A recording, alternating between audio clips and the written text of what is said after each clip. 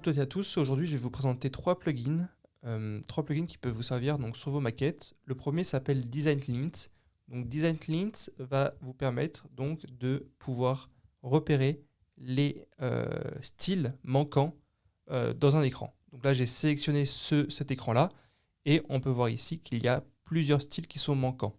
Donc typiquement, on va aller assez vite. Si typiquement ici on voit qu'il y a un style qui est manquant, le style FFFFF blanc, on va pouvoir soit l'ignorer, soit tout simplement le fixer avec ce qui est déjà représenté finalement dans vos styles. Donc là je vais fixer tout simplement ici, ça va fixer mon style ici.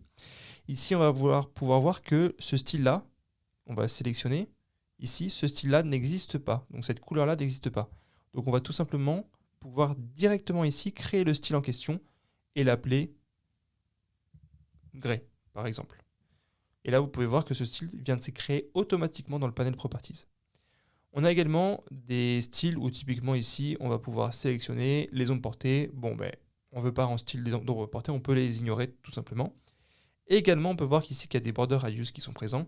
On va pouvoir soit les ignorer de manière individuelle à ce niveau-là, ou tout simplement aller dans les settings ici et potentiellement mettre des border radius préférés finalement, ou ignorer des maquettes, des layers sur les maquettes, ce qui peut être utile pour ne pas à chaque fois ignorer tout simplement les styles de manière manuelle.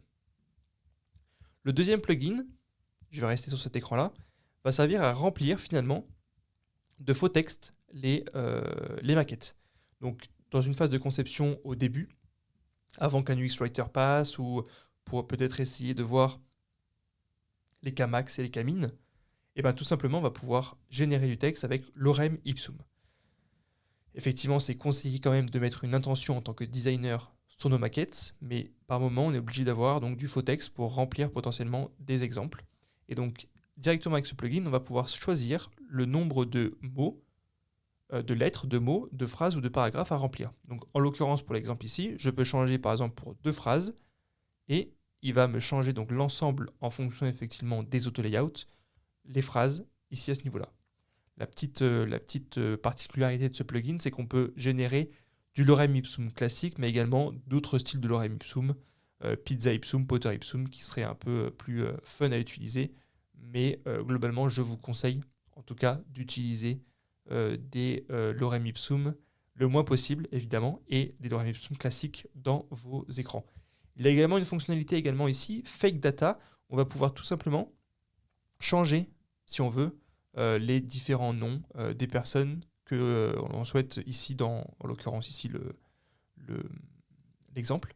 Et on a différents styles de data qu'on peut fausser, entre guillemets, à ce niveau-là. Le troisième plugin, c'est un plugin qui touche donc plus l'UI et s'appelle Beautiful Shadow, où ici, en l'occurrence, on va pouvoir générer une shadow automatiquement ici, de manière un peu plus tangible du réel. C'est-à-dire que comme si on avait une lumière, une lampe qu'on va pouvoir jouer avec le bloc en question, et on va pouvoir finalement gérer tout simplement en direct. Donc je vais vous montrer ici comment ça se passe. Je vais sélectionner mon bloc ici. Donc je vais juste supprimer ce qui a été fait initialement. Et ici, vous pouvez voir que donc, la forme du bloc correspond à la sélection ici choisie à ce niveau-là.